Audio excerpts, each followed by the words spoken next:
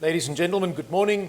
It's such a wonderful privilege to be here with you. And I'm an economist. My name is Stan du Plessis, but I'm here as a facilitator of a discussion on reclaiming and reframing economics, crafting and implementing new indicators and models of economic progress. And I'm going to briefly introduce the panel of speakers to you, and then I'm going to invite discussion. And I'm going to ask the panel to help me a little bit with time management.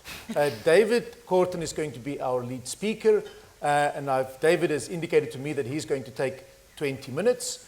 And then I'm going to ask each of the panelists to respond, and I'm going to ask them to stick to 5 to 6 minutes. And when I raise my hand to indicate that you wrap up, don't experience that as a stop sign, but as an invitation for the discussion to move on. And then as the discussion moves on, we will also have adequate time, because I hope the audience will have much to say about reclaiming and reframing economics. We are an old discipline.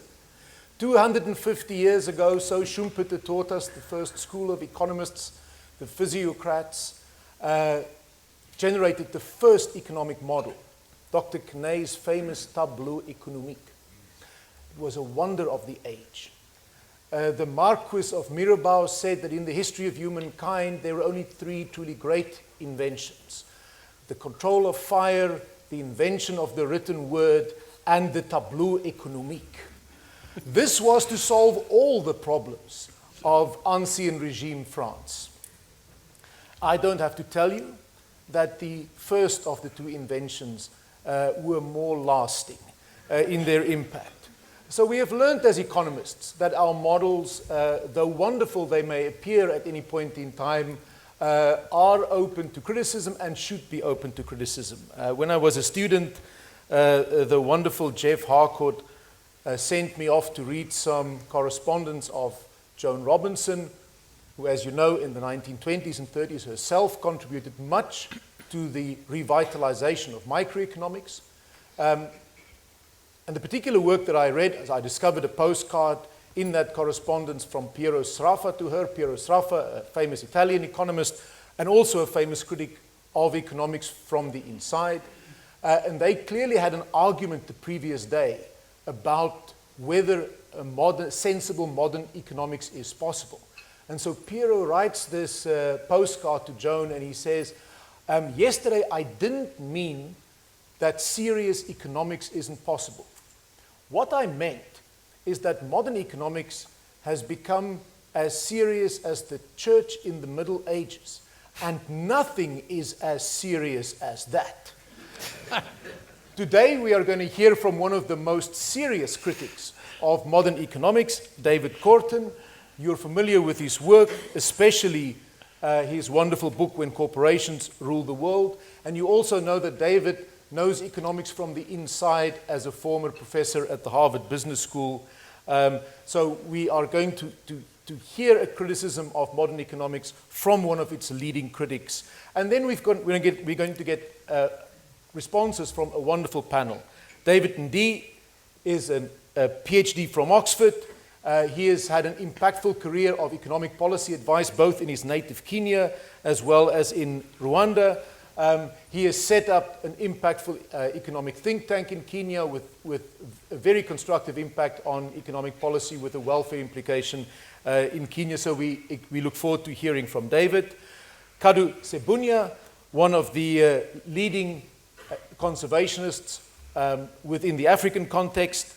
He studied at Uganda's Makerere University, which is one of Stellenbosch University's partners on the continent as well, but also at Imperial College in London, and also at Tufts University's Fletcher School.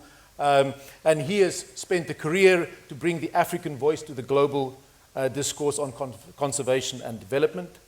Tina Stridde studied at Pforzheim, at Paris, at Charlotte in the United States, in business economics and in marketing communication. And Tina is now the managing director of the Aid by Trade Foundation, which is an umbrella organization of the Cotton Made in Africa initiative.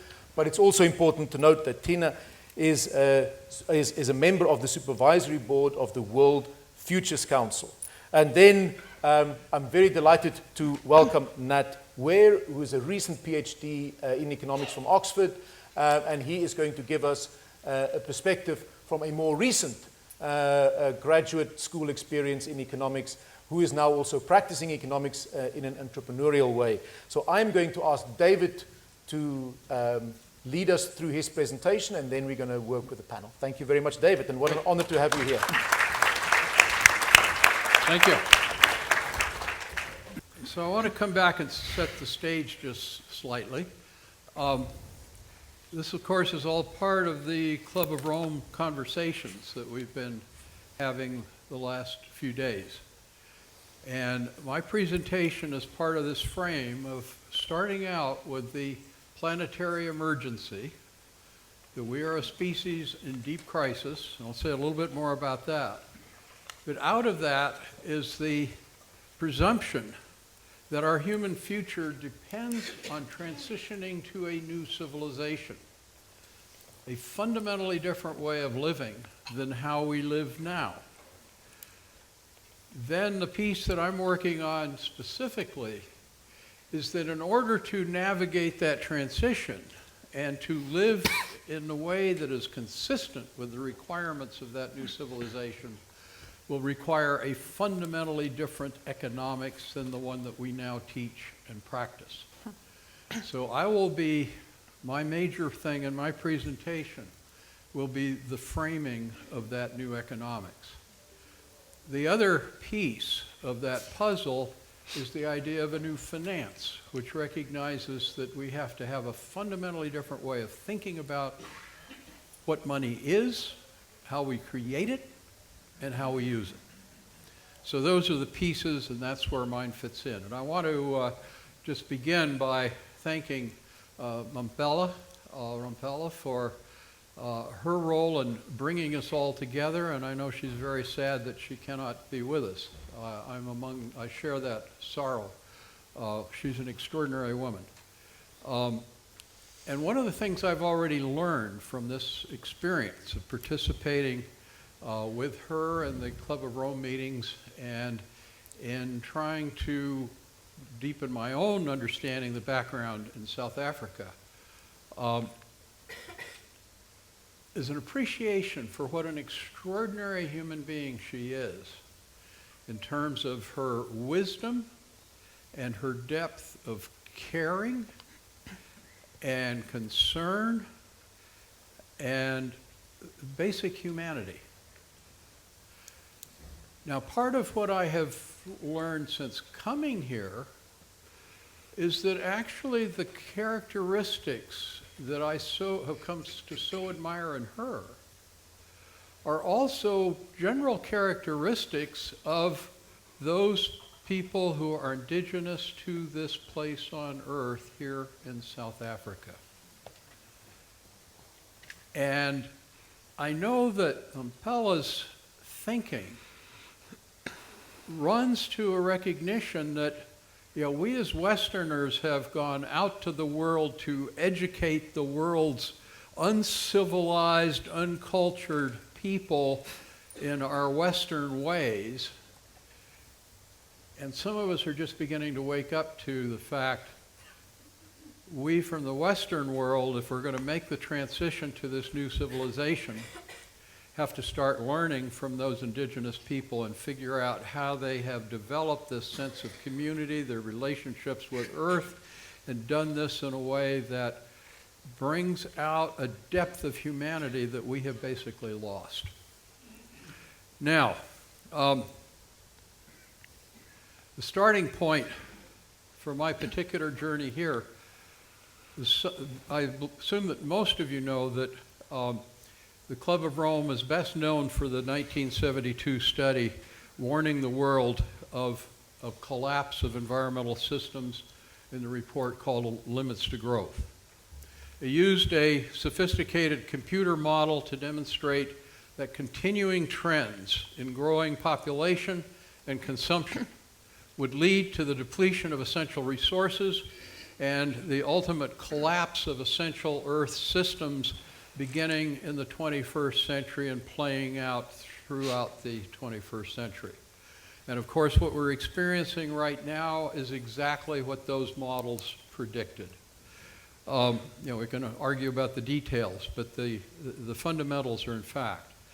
Now, I was actually at Harvard at that time and was working with a lot of the neoliberal economists, the ones that defined the mainstream of economic thought. They were absolutely outraged by this Club of Rome report because it challenged their assumption that eternal economic growth would end up eliminating poverty and bringing ultimate prosperity and happiness and well-being to all people for all time.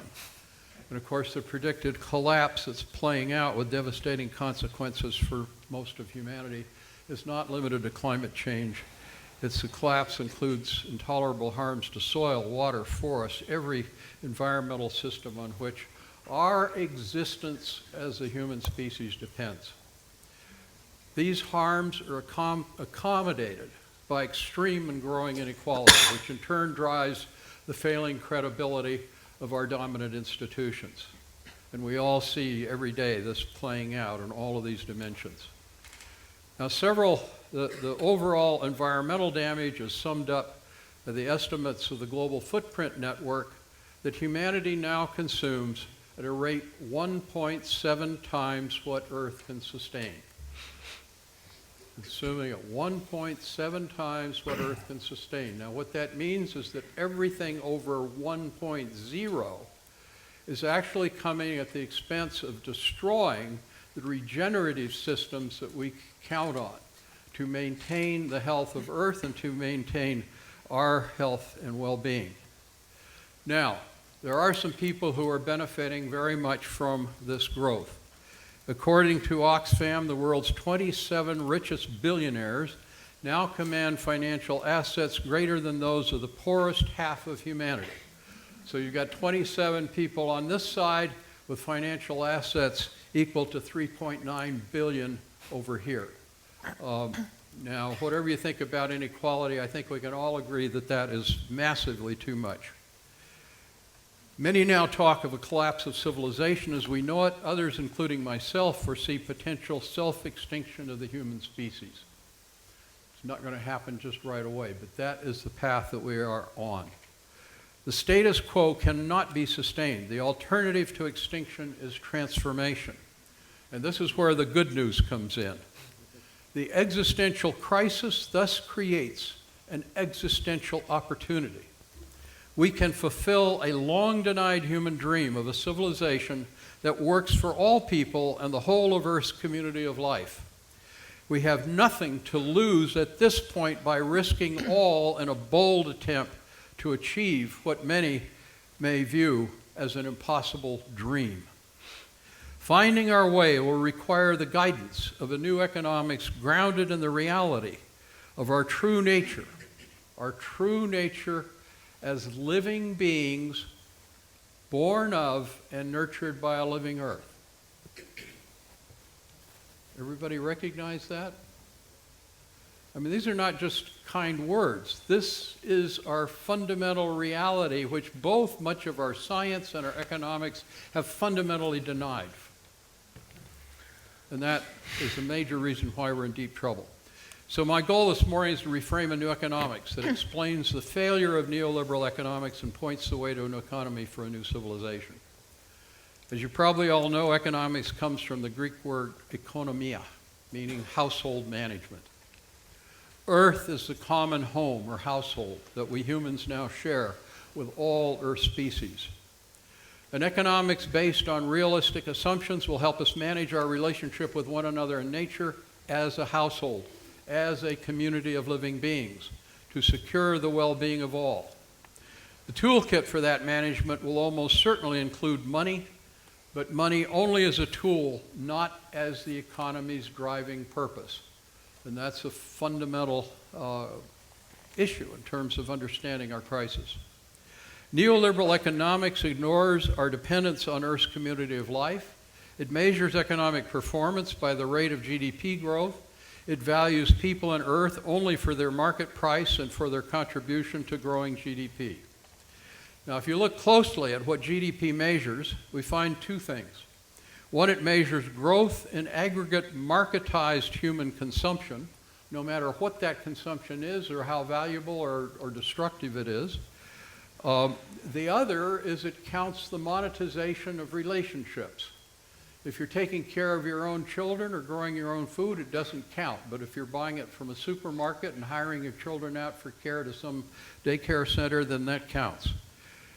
Now, money, so central to neoliberal economics, fundamentally, it is just a number. Growing that number only creates a larger number. Storing a growing number on a computer hard drive does nothing to assure that tomorrow's air will be breathable, that its soils will be fertile, or that its climate will be stable. Earth is finite, as are the regenerative systems on which Earth's well-being and our own well-being depend. Markets can provide only what is available for sale. Profits serve only those to whom they flow. These are all just simple realities that underscore the fallacies of our defining economics system. Destroying life to make money is an act of suicidal insanity, and monetizing human relationships with one another in nature isolates us from that which is essential to our health and happiness. A 21st century economics will be grounded in the wisdom of indigenous people who learned over thousands of years to live in balanced, symbiotic relationship with Earth. It will embrace the ethical principles of the world's religions that recognize our responsibility to one another and Earth. And it will apply lessons from our understanding emerging at the leading edge of science of how living beings self-organize in community to create and maintain the conditions of their own existence. So this is absolutely foundational. The essential insights from these streams of wisdom is beautifully captured by the traditional South African concept of Ubuntu. I am because you are. And it's not just you other humans, it is also you nature. Affirming this thought, the leading edge of the biological sciences now is recognizing that living organisms and living superorganisms, of which Earth itself is perhaps our ultimate example, self-organize with extraordinary intelligence and intention to create and maintain through their labor the conditions of their own existence. And again, these are not just kind words. This is the essence of life. It is the anti-entropic principle that life sustains itself through its labor, both the labor of nature and our human nature. Take your own body, the vessel of your consciousness and the instrument of your agency. It's a prime example. Your body depends on the continuous, purposeful, and intelligent self-organizing labor of literally tens of trillions of individual cells and microorganisms that together manage under constantly changing circumstances the continuous flows of nutrients, water, energy, and information on which your existence as a living human depends.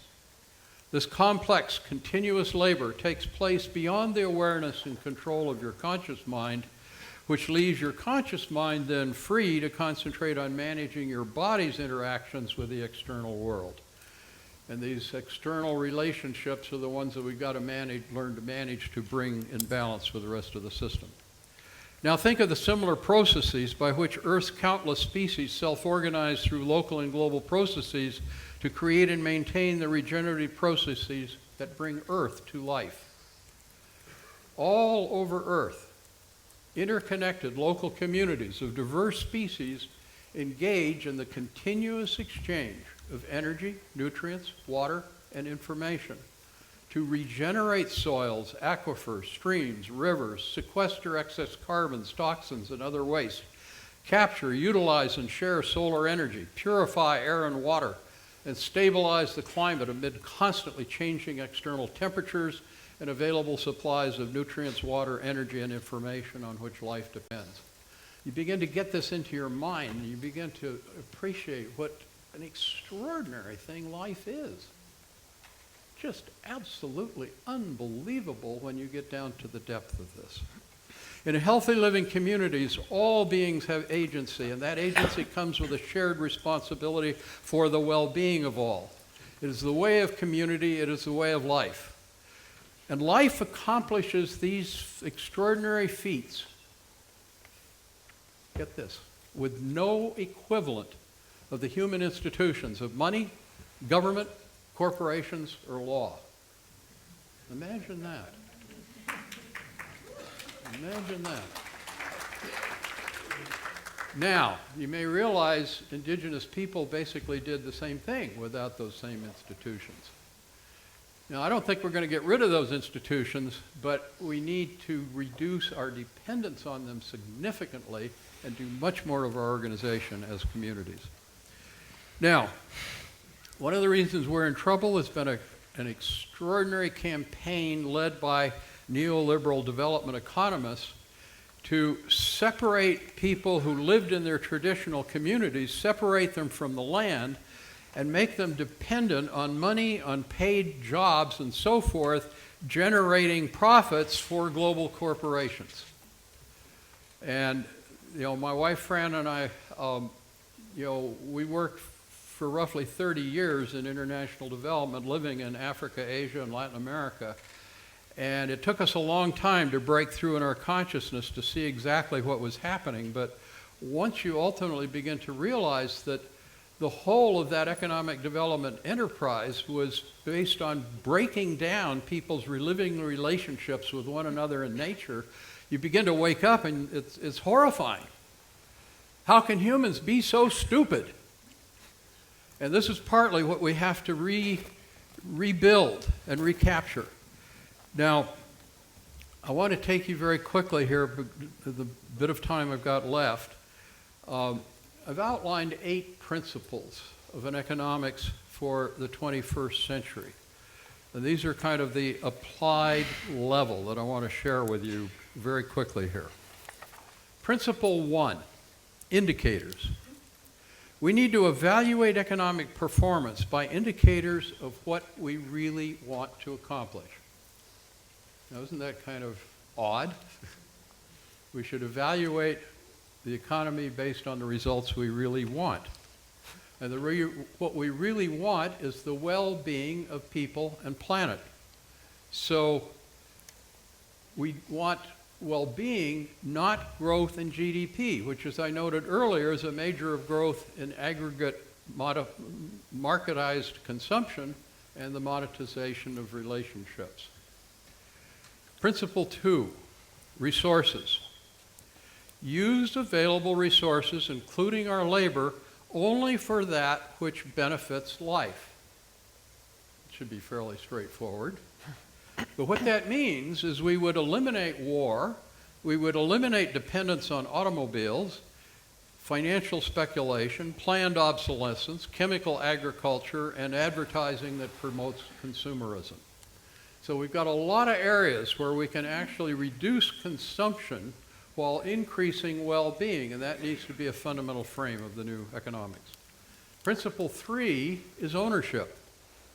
Honor, reward, and put power in the hands of those who provide beneficial labor and services by converting businesses to worker and community ownership. This means eliminating transnational corporations and other forms of absentee ownership. These are not modest changes. Let us be clear. And let nobody say he thought these things would be easy. I mean, this is our fundamental survival that is at stake. This is no simple peripheral issue. Principle 4, money. Create society's money supply through accountable, transparent public processes that serve the community interest. That's pretty radical, isn't it? In money-dependent societies, those who control the creation and allocation of money control the lives of everyone. That control should be reserved for transparent and accountable public and community cooperative banks. Very complicated set of processes, but this is... Thank you. Principle 5, education. Focus education on developing skills in rapid learning and adaptation. The only future certainty is that it will be a time for rapid and dramatic change. We must all be skilled in creating and adapting to rapid change. That means that any education that is rote learning to succeed in the system as it is not attuned to what we have to have if we're going to have a future together. Principle. I like it. Could you come along with me on all my... I'm on the next panel. I'll be here to clap for you. Principle number 6, technology. Create and apply only technologies that serve life. Those will be technologies that reduce destructive environmental impacts, restore the regenerative capacity of Earth's systems, and facilitate global understanding, cooperation, and rapid learning. And this is very important that, you know, those of my generation, again, my wife and I, our first real overseas experience was in Ethiopia back at a time when our only communication was by snail mail or direct interpersonal interaction. So the information technology we have now can be used in many harmful ways, but it allows us to think and act as a global species in ways that were absolutely beyond comprehension or possibility to previous generations. And that, you know, that change has taken place within that one generation. Principle 7, community. Organize as interlinked, cooperative, self-reliant, regenerative, bioregional communities. Link the rural and urban areas through circular flows of energy and materials that meet the needs of each with local labor and materials while freely sharing beneficial knowledge and technology with all who might benefit.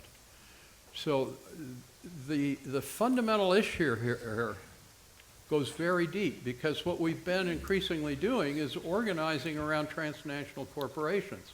So we break down the walls of community so that money flows and corporations control our resources, control our access to money, all aimed at enslaving life, enslaving the planet to grow money that's just numbers on computer hard drives. And we've got to turn that whole thing around so that we organize as living communities that essentially control their own borders, but each responsible for meeting its own needs with the regenerative capacity of its own resources. Again, the concepts are simple, the applications are extremely complicated. Principle 8, population. Seek a mutually beneficial population balance between human and Earth's other species by providing educational and occupational opportunities for women, making fertility management methods freely available to all who seek them, and facilitating voluntary resettlement between over and underpopulated bioregions.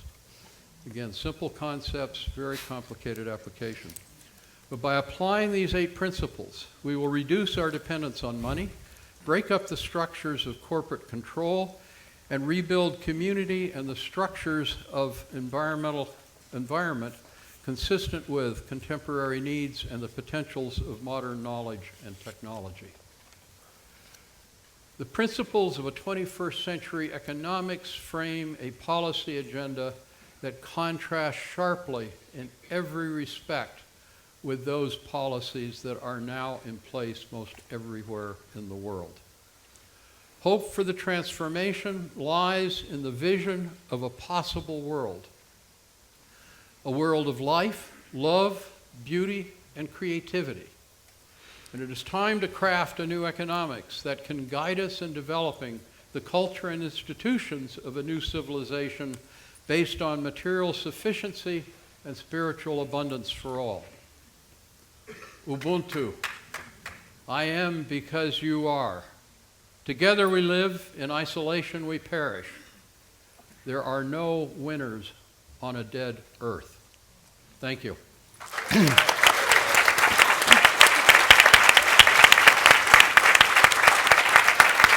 Thank you, David. Thank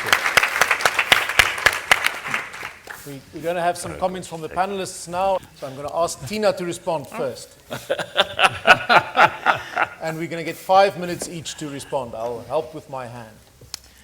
Thank you. Thanks for having the chance to be the first one, or maybe it's a burden, I don't know. It's for me, it's an honor to sit here. I was a bit intimidated, thinking about all these great thinkers. What can I respond? And I think what I can contribute is basically just giving you an example for what I represent today, which is the Aid by Trade Foundation, and just giving a very pragmatic example of what we are actually doing, and then you can judge for yourselves if this is a good approach towards what we've just heard or not. We are not following yet those 8 principles. I have to disappoint you. But I think we are trying at least. I'm not surprised. We are trying at least to meet the SDGs, and we are coming. So we, the Aid by Trade Foundation, is coming from stemming from a very traditional for-profit organization, the Otto Group. Michael Otto, who is an entrepreneur and businessman and also a philanthropist, created this organization with the aim to work with small-scale farmers in Africa. So since the Otto Group has its roots in textiles and fashion, obviously it was very clear that we would work with cotton farmers producing raw material for the world market. And what we are trying to do, and what we do now for 15 years, ever since we have been created, is to produce this cotton for the world market very commercially, but do it in a very sustainable way. And in the market, really address a mass market. So we're not talking about these niche little shops where all the good shoppers go to, but we are actually looking at those huge retailers, discount retailers, and trying to influence them and also to persuade them to use a cotton that has been grown in a better way. And why we are doing this? Because we think that through this we can achieve Aid by Trade, what the name of our foundation stands for. So what we do is the following. We are a standard. We have a set of criteria, quite a lot actually. We're just undergoing our 4th review. A lot of exclusion criteria, a lot of development criteria. Just give you an example so you have an idea of what it's all about. We're not allowing genetically modified seeds. This is unfortunately the reason why we're not working in South Africa, for example. Our cotton is not irrigated. Our cotton is only grown by small farmers. Of course, child labor is not allowed. Pesticides are allowed to a certain extent, but there's a long list of those that are not. So all of these things have to be followed, and then it's verified according to the standard by an independent organization. Now, this is the one thing we do, working with farmer groups, working with cotton companies, especially working with female farmer groups and female cooperatives. And on the other hand, what we also do is work with these companies, the supermarket chains, the discounters all over the world, mostly in Germany, Europe, North America, and ask them to buy this cotton and integrate this specific cotton and nothing else into their supply chain, which was a very difficult task 15 years ago. We always had to start our pitch with at least 3 charts about why is it a good idea to think about sustainability in consumption. The good news is, after 15 years, these charts have gone. There's no need to explain this anymore. There are many other things that we still have to discuss, but this is really not an issue anymore. So it's all about greening, if you want to say it like that, the fashion industry or the textile industry, which is a huge industry. And what the good thing about the whole idea is that at the end of this value chain, when the cotton has been going through the supply chain of these companies, we take money from them, because what they do actually, they really profit in their marketing, in their image, in their reputation, in their communication, about saying, I am a green and a good company. And we tell them, okay, but it needs to have a value. So we take a license fee for this good cotton, which is called Cotton Made in Africa. And this money, as we are a non-profit organization, can be really reinvested into the projects and into the training, into good agricultural practices in all of the community projects that we are doing for these 1.1 million farmers, and for the production of around 600,000 tons of cotton every year. Wow. So it's a big scale. Thank you. And it's actually the biggest challenge. So my wrapping up, biggest challenge is actually converting consumers to the ones that accept this and that are maybe willing to pay more, depends on the companies, but are really, those are the drivers. Actually, the companies are ready, from my experience. It's the consumers now that need to take that chance. But we admire the scale that you're already working on, Tina. That's very impressive. Thank you. I'm going to ask Kaddu to respond and perhaps reflect on the 8 principles that we heard from a conservationist's perspective. Thank you, and good morning. I'll respond starting from where actually you started from, with our word Ubuntu, which is has been more defined in terms of relationship we have as people. You are because of I am. I am because of you. But actually what we do is transfer that, which is true, to wildlife, wildlands, and our surroundings, which is very much an African concept. I am, as Kaddu, because of the black and white Columbus monkey. That's my clan. That's who I belong. That's what defines me as a person on this earth. You talk to an African, that connection is real. So what we do as an African Wildlife Foundation, our work is to voice in these kind of settings, become the voice of wildlife. Represent wildlife in boardrooms, in parliaments, in any economic discussion. So the 8 principles are fine, but the primary is that relationship we need to build between our aspirations and the ecological systems. What nowadays, in terms of economics, we are now saying ecological infrastructure we need for our survival as a human species. In Africa, you've had the previous panel, and you talk to an African or an economic magazine, they'll tell you, this is a boom for Africa. The economies are growing at an average of 4%. Infrastructure, we are democratizing. We actually always say, as Africans, we are the best. We are so lucky that we are the most educated Africans that ever walked this planet, more exposed, technologically savvy, and we can do whatever we want in terms of freedom than any other generation of Africans. What we don't talk about is the cost. We have the wildlife and wildlands, or the ecological systems, have paid to where we are. We've lost half of the population of elephants. Just in the 1970s, in my lifetime, there were more than 1 million. Today, they are less than 500,000. Lions, a third of what they were. Rhinos, they are gone. In Uganda, where I come from, they're extinct. Wetlands are drained. Percentage of trees. So you can go, I can describe so many of these things, the cost they've paid, but not because of who they are, but because of the functions they provide for our survival on Earth.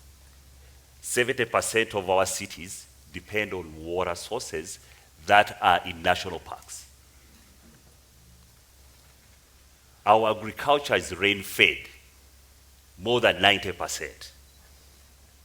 And it's junior or primary education science. We know where rain comes from. We cannot survive without the other species. So it's arrogance for us to start discussing about economics and our prosperity, whether it's sustainable development we are talking about. We are not going to develop any system or any model of sustainable development that doesn't factor in the other species that maintain the ecological systems we depend on.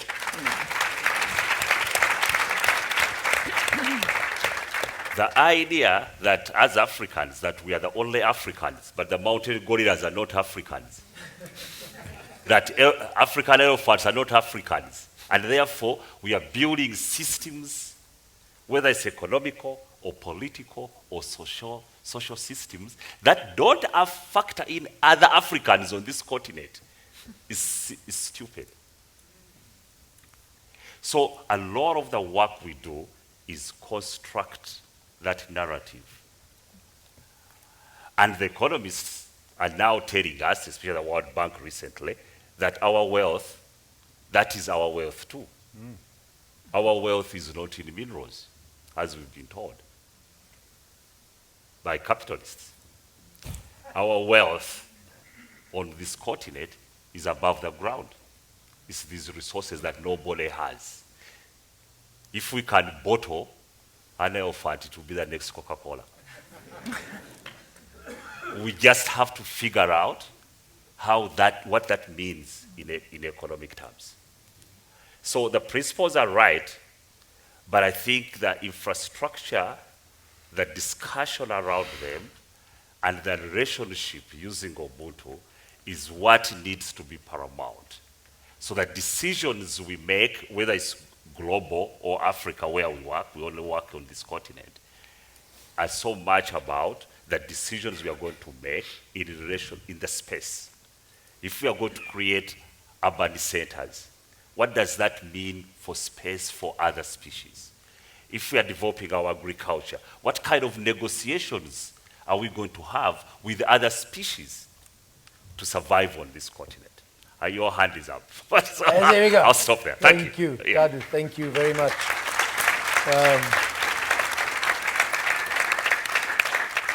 I'm going to give Nat an opportunity to come into the discussion at this point. Sure. I think there's a lot that David said that I think I agree with and that we can all agree with. Education needs reforming, life is good, GDP sucks as a measure of what we care about, et cetera, et cetera.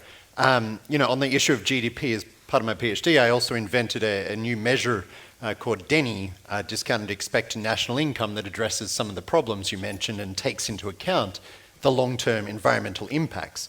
But I think the key question is not what outcome we're seeking and what end objective, but how we get there. And so if for a second we agree with those 8 principles and that's a desirable world to live in the future, the question is how we get there. I don't think that the way to get there is to scrap capitalism, to say that profit is bad, and to try to change the economy. I think that capitalism is an incredibly powerful tool. The economy is an incredibly powerful tool, and the profit motive is incredibly powerful. What is needed is for us to adjust that economic system so that what is profitable is also what is in the best interest of the environment and humanity. And I believe that that is possible and it's needed. Because we've got to remember that, the economy is a human-made system. It's not something that, was inherent, that has to be the way that it is. It is something we designed, that we created, and it's something that we can change. And so most of my work that I've done, both from an academic standpoint and through my entrepreneurship work, is focused on how we change those economic incentives. And I do think it's possible to align social and financial returns at a systems level. Because one of the fundamental problems that was identified is just the issue of externalities. Often when there's negative externalities, we overconsume, overproduce. The reverse is true with education. With positive externalities, we underconsume. And so the key challenge is how we internalize those externalities, and a key role for government is how they can create systems that internalize those externalities so that decision makers fully bear more of the costs and benefits of their actions. I want to quickly give you one example of that so that you can get your head around how we can align social and financial returns within the economic system to achieve more desirable objectives. And this is, the mechanism is called TIBS, or Tradable Income-Based Securities, and that's also the basis of a new organization that I run that's called Forte. But one of the things that I proved in the PhD that most people would know is that there's a wide range of investments in people, whether that's reskilling people who get laid off or eye surgery for those with avoidable blindness, where the cost of those services is less than the increase in future government income tax revenue caused by those services. Now, despite that, governments often don't pay for it. Economically, they often don't want to worsen the budget. They tend to be short-sighted. Politically, they might not want to use taxpayer money on non-taxpayers. But can we still use that empirical reality to serve the most disadvantaged? The answer is yes. With Forte, with TIBS, the way that it works is in 3 simple steps. Investors via Forte can cover the cost of those services. They can pay for the eye surgery. They can pay for the reskilling of those who are disadvantaged. Step 2, those services by their nature increase expected employment, expected incomes, and therefore expected government tax revenue. And then governments, as part of the contractual arrangement, pass back to investors a percentage of the increase in tax revenue that they collect, attributable to the service recipients for a set period of time, such as 50% for 5 years, 80% for 2 years, etc. So individuals get services for free.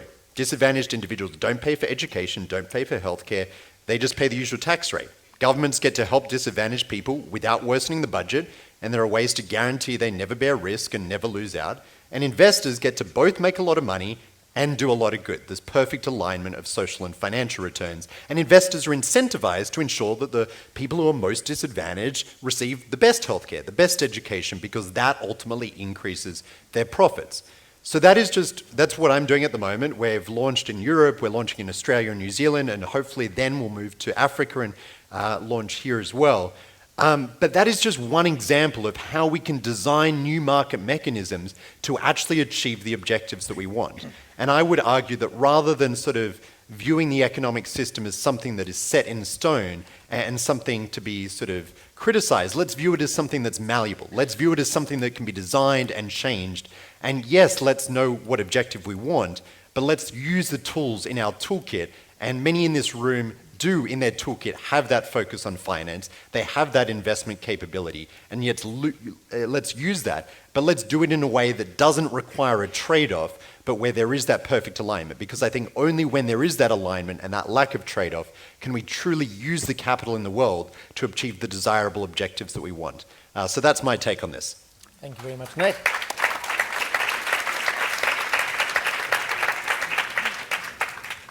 And I'm going to give David an opportunity before we open it up to the floor. I get the short straw. Not it's you, actually. Nate saved a minute, so you have a spare minute. Okay. Thank you very much. I think this is an amazing dialogue.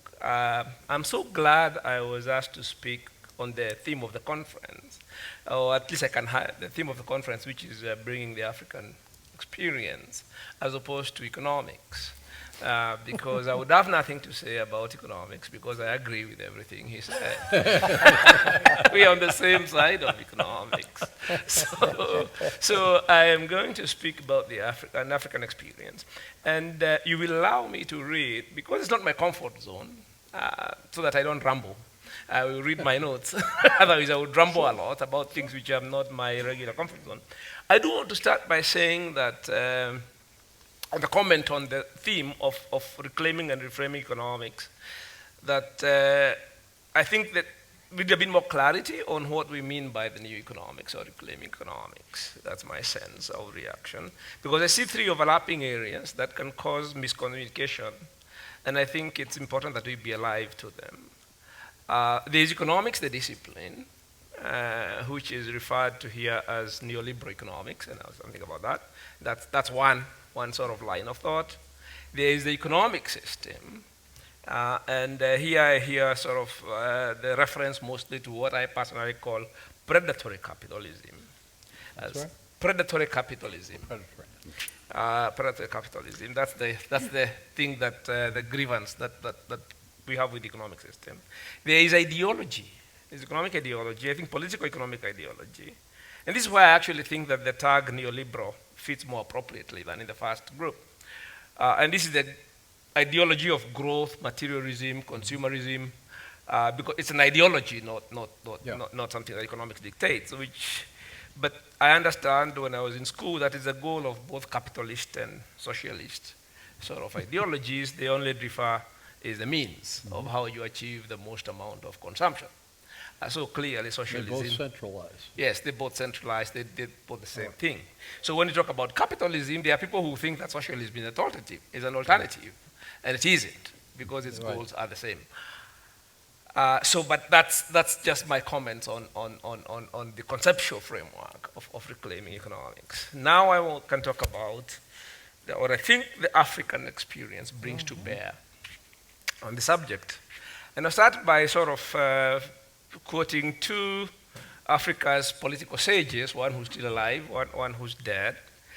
And one is Kaunda, who observed that in our original African societies, we operate by consensus.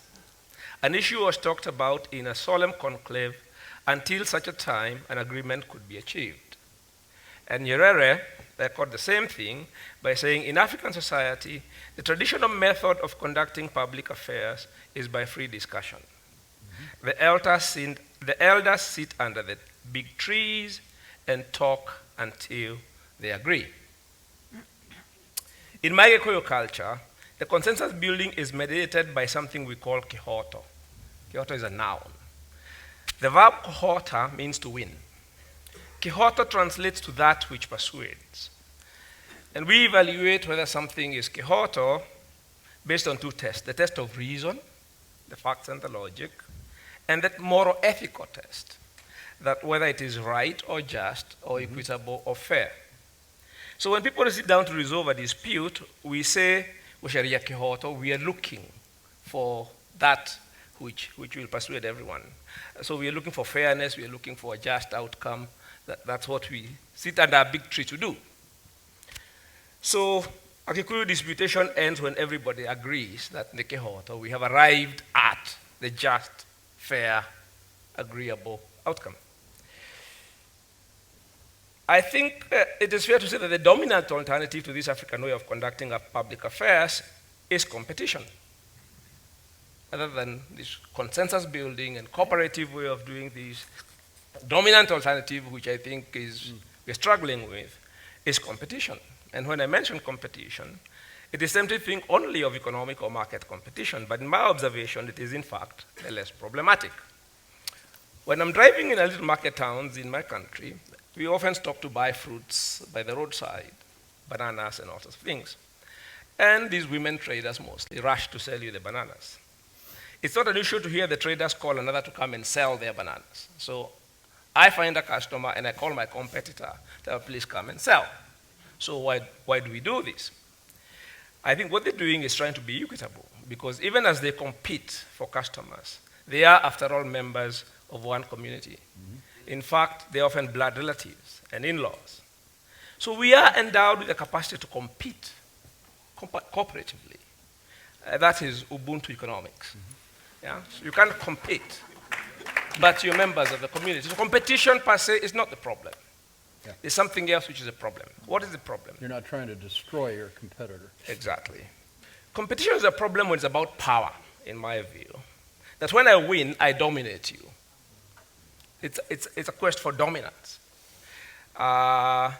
It is power relations that ensue from competition, some people winning and others losing, that undermine social relations. It's not the competition per se. After all, we also compete in sport. But the outcome of that competition is, in fact, more sort of social cohesion among the teams that are competing. The Rugby World Cup, which has just been completed and which South Africa won. But there's no with the other teams. The other teams are. So there are two domains, I think, where competition receives less critical spotlight than I think it should. And the first one is, I'll speak to them briefly. The first is political competition. And we know about electoral competition because the kind of political competition we have is one where it's a win-lose. So some people win, some people lose. And obviously that's not a basis for cooperation when you have winners and losers. And you will notice Africa, we're having great problems with what we call electoral democracy because it produces winners and losers. And we are not using to having winners and losers within our sort of cooperative system of doing things. We sit under a tree and we debate until we agree. We do not sit and vote and the winners dictate on the losers. And I think that's a big challenge in terms of the framework of what we're talking about. The other one, which I think is very relevant, is in the intellectual realm, in the knowledge field. And that is when we look at the knowledge realm, I mean the sort of epistemological realm, as a market for a place for ideas. So ideas are competing. Instead of ideas being pooled together to provide solutions, what ideas are doing, they are being put in the marketplace so that some ideas are ranked as better than others. They're also privatized. Yeah, it's a marketplace for ideas, and therefore it mimics the political competition. And that's where you end up, other than pooling all ideas under a tree so that they can provide solutions, saying my idea is better than yours. And then what you end up with? You end up with a dialogue of the deaf. Because instead of ideas being resource, which we all pull together, then ideas are competing. And obviously those whose ideas lose out do not feel part of the solution. And they withdraw. So what can we learn from the African way of doing things?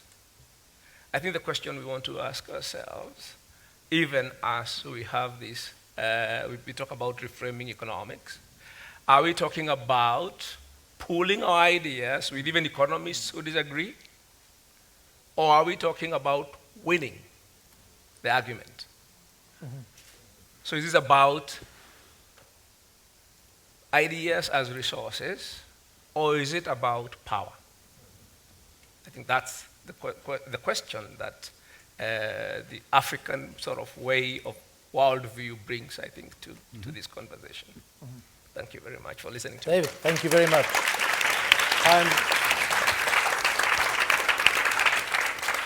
I'm now going to collect some questions from the audience. Are you going to give me, over here on the left, the gentleman on the left. Yes. As a former biology professor, I'd like to insert a notion about Darwinism. Usually, it's interpreted as fight all against all. This is totally wrong. Darwin was fascinated by the increase of diversity, not by the destruction of diversity. Yeah. Selection means destruction of diversity. And we have lots of mechanisms. It would take 15 minutes to explain those. How nature provides mechanisms to avoid the defeat of diversity. So much for the typical interpretation of Darwin. It is very different from journalists' knowledge. Thank you. I saw a hand here in the middle. Yes. And then at the back, I see you as well, sir. And then I see a couple of hands on the right. We'll come to you after these. So we'll collect these 5, and then we're going to give the panel an opportunity to respond. Yes, ma'am. With an organization called the Mycelium Media Collab, we're a cooperative, and partly observation, partly a question around the role of media and storytelling in reframing a new world vision. What is the importance that the panel sees around this? If we imagine that we have a TV station or advertisers who are projecting this world vision, how do we see us doing that? To me, that's really, really critical, because we can have all these meetings and have these conversations, and they're really, really important. But to the public out there who are faced with this really kind of disastrous future of like, oh my God, we're all going to die. What are the other stories? How are we telling them? How are we utilizing our knowledge and connectivity to project this vision? What is it? What are those messages, etc.? Thank you. Got it. Thank you very much. The gentleman at the back.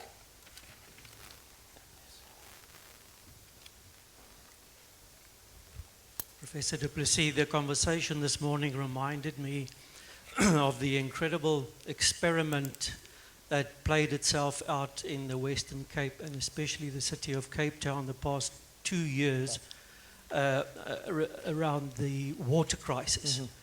When a date was set for day 0 when the city would no longer be able to reticulate water to households, and wasteful water consumption was embedded as a deplorable social norm, both at the firm and the household level.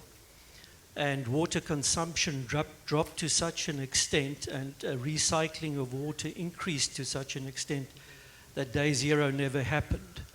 And there were so many insights from behavioral economics that we see in that experiment that I'm just wondering whether our conversations going forward around climate crisis shouldn't also incorporate some of those learnings. And I can't help wondering whether the idea of cooperation from game theory couldn't also be an entry point for us to incorporate that in our conversations and our advocacy about climate change.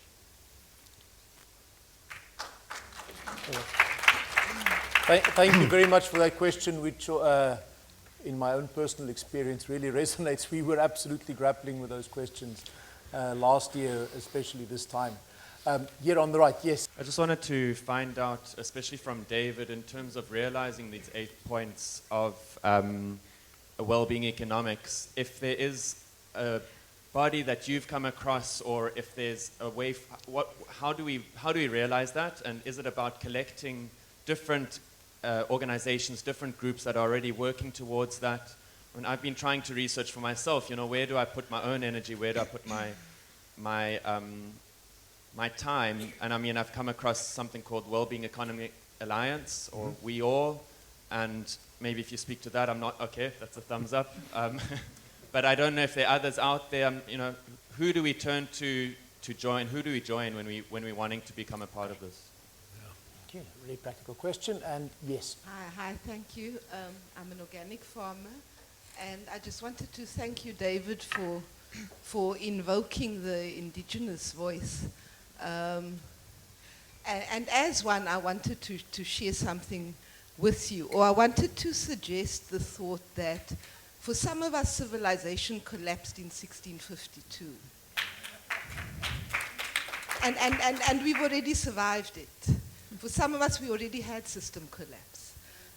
We've spent 350 years watching the climate change as the landscape around you, the indigenous vegetation got cut, it got replaced by basically a colonial system growing wine for Europe, which disrupted the entire hydrological cycle.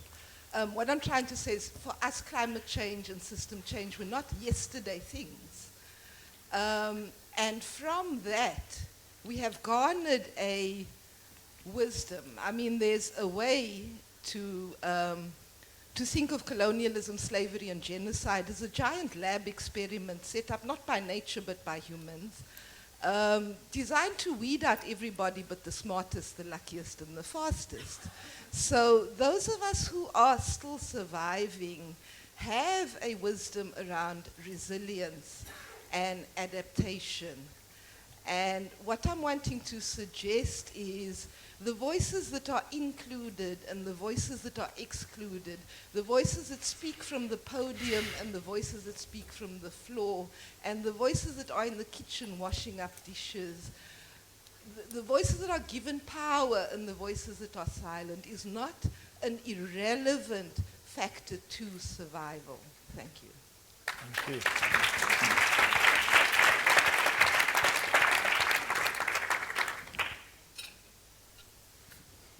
Okay, thank you. My name is John Bitrand Mandu from Zimbabwe, and probably it will add on to the last point that she said. So yesterday when we were having deliberations, there was a man who was saying that in Africa, in our African context, most of the time we come, the corporates and the businessmen, with ideas and selling services and goods in our capitalistic way in order to make profits. But these goods that we are manufacturing, these things that we are delivering to our communities, are they the ones that we need? Also adding to Kaddu's point when you were saying that our communities are quite broad and they are quite complicated because we have nature and we have wildlife.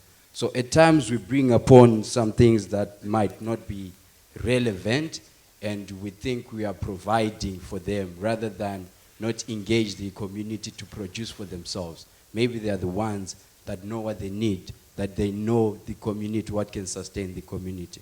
So maybe it's some area maybe you might want to consider. Thank you very much. Hello, my name is Abir Ibrahim. I'm Sudanese, by the way, of Washington, D.C., and I actually wrote down my question. So the impacts of climate change affect women and men very differently, and I think we all know this in the room. Today, women account for nearly 50.8% of the world's population, yet the world's poor, 70% of them are women. And women have also been set by the World Bank is that they invest 70 to 90% of their income in the food security, health, education, and the success of the next generation. Women are also the ones who are often responsible for gathering food, producing food, collecting water, sourcing fuel for heating and cooking, and they rely on a lot of the local natural resources, often unsustainably, like cutting down trees, to sustain themselves and their families. And this loss of trees and vegetation contributes to extreme weather, events like droughts and flood, which perpetuates this cycle of poverty and vulnerability. I'm going to take Tanzania for examples, where I spent nearly 5 years working with supply chain women economic development with local farmers and connecting them to the global consumer. Tanzania has lost nearly 20% of its forestry in the past 20 years, which is twice the world rate. So women are playing a really crucial role in a lot of this, and they also know how to adapt and solve these solutions, but they are completely excluded from the process. They are the ones who can adapt to the changing environmental conditions, and they know how to come up with practical solutions. But they are untapped resource. They don't have land rights. They don't have access to financial resources, to training, technology, and also they're not included in the decision-making processes to combat these environmental challenges and climate change. So my question to each and every one of you in the panel is, how is your organization working or doing to unleash the knowledge and capability of women to craft effective climate change solutions while at the same time creating and strengthening the local economy?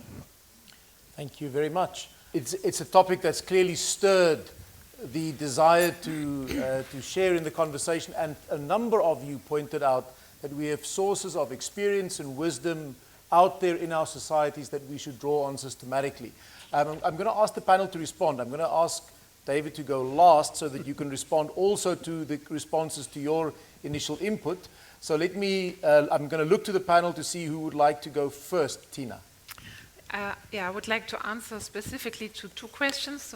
One would be on the storytelling, and I think it's a very good question. I'm coming from marketing. I worked in advertising, and I'm still quite exotic in the world of development cooperation, which I think is a pity, because this needs good stories, and we have had a hard time, and all of those organizations have a hard time to bring their message across, because it's not an easy one. And what we did, and I think we do it quite well, is that we try to make everything as let's say ready to use as possible, which means we rely on the media power of the companies and brands that work with us, and we prepare a lot for them, because they have a tendency to over-communicate about all of their great things, and they tend to have their difficulties with numbers and facts. So we provide a lot of ready-to-use texts, and we provide a lot of pictures, which is crucial. It's all about images that, I'm not talking about beautiful, perfect images, but reality, but that give always a positive, or show the positive aspects of it. People shy away from what you were also referring to, those very negative, horrible scenarios. At one point, they're closing down, they're shutting down, and you're not reaching anyone anymore. Especially when you're, again, when we're talking in our case, in an environment of where you are shopping for textiles. So you have to always keep in mind where the hedonistic shopper is at the moment when he's looking at your picture. So that storytelling super important, and more interest from the media would be highly appreciated for these kind of topics. And I would also like to, if I may, answer at least for our organization again, the question about unleashing the power of women. In cotton made in Africa, only 17% of the 1.1 million farmers are women, which we know because they have a contract with the cotton companies, but we know, of course, that the number is much, much higher. As you said, they're doing a lot of the work, but just the contract owner is a man or is the husband usually. What we do is we actually started to implement female, well, we call them officers, gender officers in the cotton companies, for them to relate to the female farmers, to give them we have a special curriculum for the female farmers with female trainers, and are also putting a lot of emphasis on training lead farmers that are female, so they can actually relate to the groups where they are in, and also give them access to microfinance to start up their own business. Thank you. Nat? Sure. I'll pick the two. Firstly, on women, we're planning to do a lot of training women for the green jobs of the future. So have them as leaders in that industry and very much as part of the solution, not part of the problem. On the issue of game theory and how that can be used to address environmental problems, I think there's a lot of potential that isn't being used at the moment. One of the big problems with international agreements is just the lack of the credibility of those commitments. And even if other countries were to threaten retaliation in the event of non-adherence, the reality is those threats aren't credible and they're not going to be followed through. And so I think that blockchain and game theory have a role to play in ensuring that those commitments actually follow through. For example, if you had, agreements with smart contracts whereby, in the event that a country or an organization or a corporation did not hit their targets, that smart contract automatically executed, and that caused a financial loss to that entity, that country or that corporation, which was greater than the cost of hitting the targets, then that organization or that country is therefore financially incentivized to meet their commitments. And there are ways of locking that in, and in so doing, making the threat credible and therefore forcing that action on the part of the country or the corporation. So that's just one example of how game theory coupled with new technologies can help us sort of achieve the environmental goals that we need. Got it. Thank you very much, Nat. Any of the other panelists? Yes, David. I'll speak to the question of the indigenous sort of farming systems, and it speaks to many other issues which were related to indigenous knowledge and the sort of issue he raised about the sort of community and their knowledge. And I would do it by illustration, which is whatever, but I wasn't going to. One of the raging debates I read in the climate science is about livestock and cattle as causing climate change. Now, those who may know a little about my part of the country, it is about 70% rangeland, and the major livelihood system is pastoralism. In my country alone, we have 16 million head of cattle, about 60 million sheep and goats, about 4 million camels. So the question which comes to my mind when I read this is, where do these people fit in this conversation about cattle causing emissions? And are they part of it? When did this start happening? Does it mean they have to stop keeping cattle? Someone's going to say that they need to stop keeping cattle to change their livelihoods. Are they in the room for this conversation? I think if you look at the East Africa and the Sahel, we're probably talking about half the world's cattle. And I don't see in the conversation where these people, but you have this sophisticated sounding knowledge about methane and how it converts to blah, blah, blah, blah, blah, blah, blah. And I'm sitting there and asking, what's going on? Why is this global? What are you talking about global? There's something, even the conversation, very Eurocentric. about the conversation. And sort of it speaks to this sort of issue. And that's what I'm saying. What do we learn from? We need to get everybody under the tree and talk about these things. Yeah.